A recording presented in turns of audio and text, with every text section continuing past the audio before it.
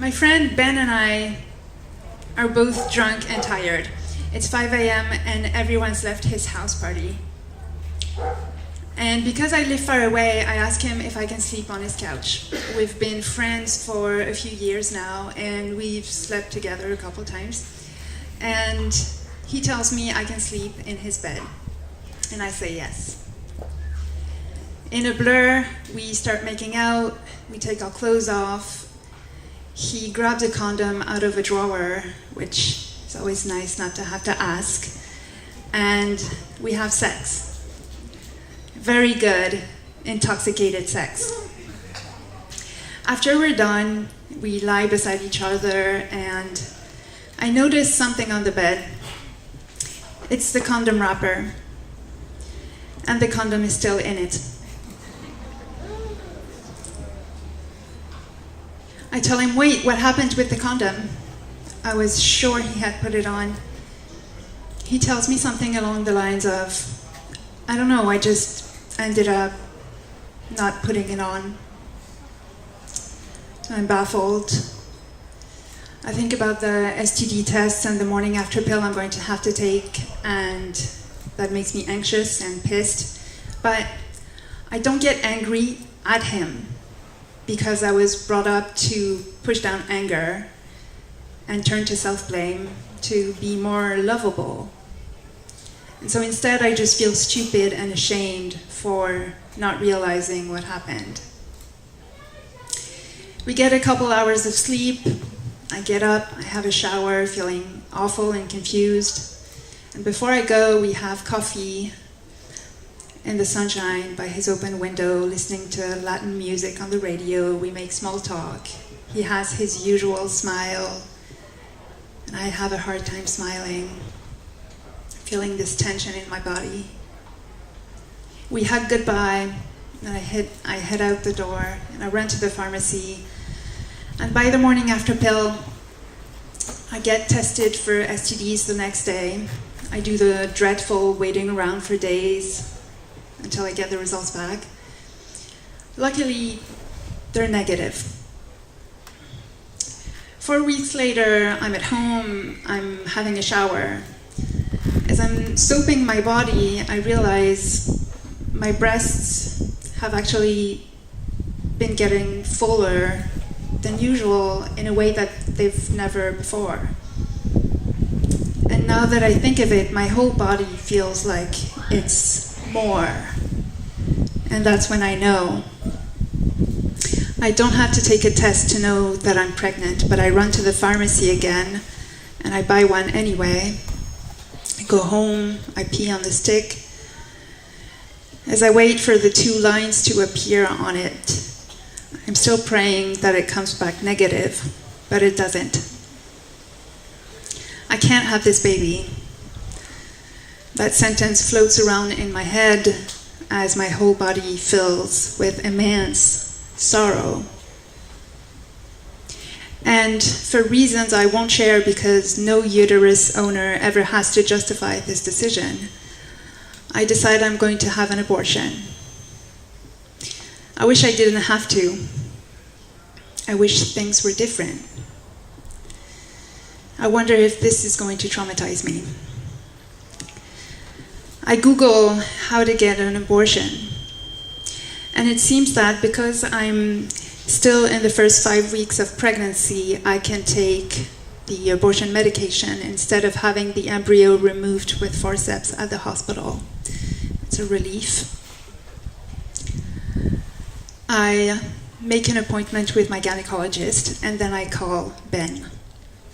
Hey, what's up, he says. I say, hey, I'm going to drop a bomb on you because I don't know how else to say this. I'm pregnant. I took the morning after pill, and it didn't work. I made an appointment with my doctor, and I'm going to have an abortion. There's silence on the end of the line. Then he says, wow, okay. And I ask him, can I come see you now? And he says, sure. I meet him in front of his building, and we hug for long seconds. And then He smiles and says, "You're very fertile." And I have a hard time smiling. I feel a tension in my body. We go sit on a bench in a park by his place. It's sunny and warm. And he says, "Okay, we agree on the abortion, but now we got to figure out how we're going to do it." And in my head, I'm like, we agree? How would that ever be up for debate? And also, how we're going to do it?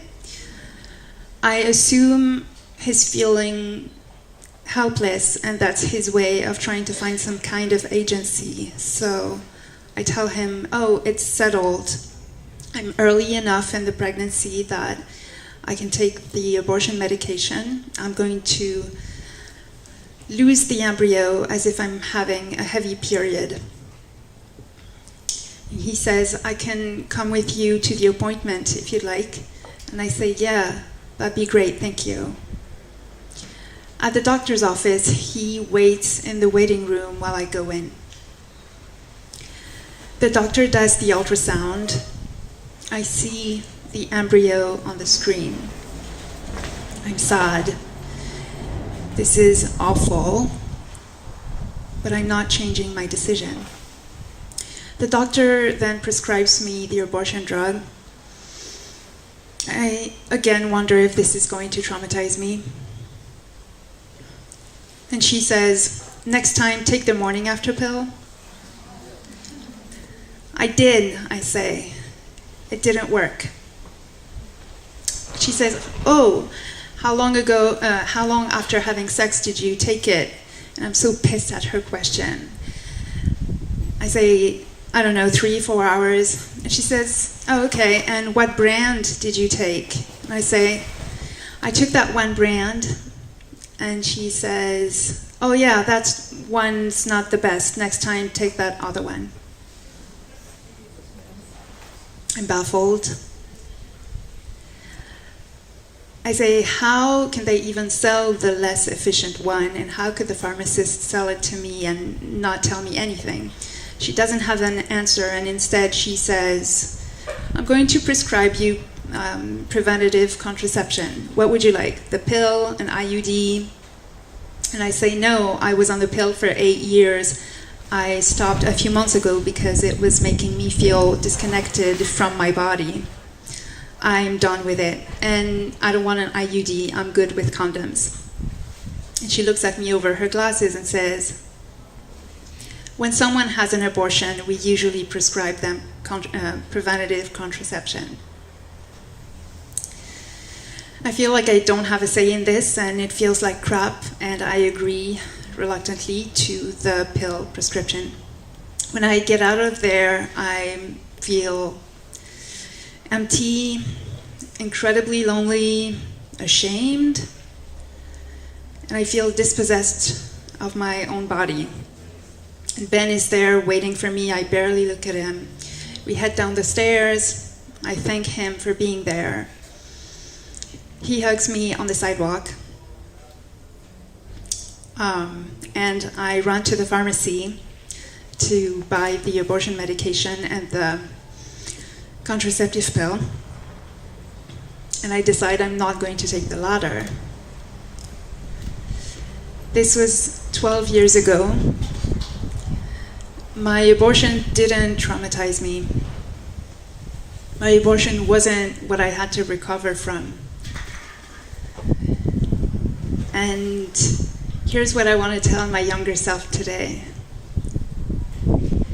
No more misdirecting anger and blame at yourself. You're not to blame for your friend not putting on the condom that he had set out to use and not asking you for consent. You're not to blame for thinking that he had put it on and not realizing that he hadn't, or for the pharmacist selling you the less efficient morning after pill, and for it not working, or for your doctor being freaking condescending. I hold your grief. I hold your crushed hope for things being different, and I hold you. Thank you.